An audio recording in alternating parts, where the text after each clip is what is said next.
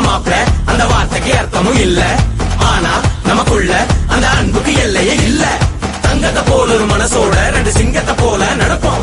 எப்பவும் தனக்கென வாழாத ஒரு நட்புக்கு இலக்கணம் படைப்போம்.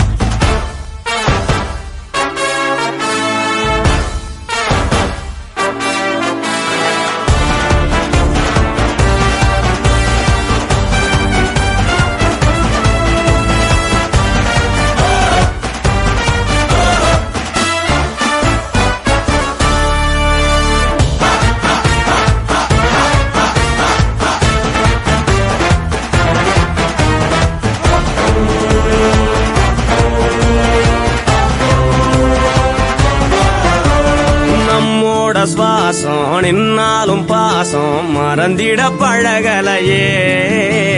வட்டி கடை போல குட்டி போட்டு கூட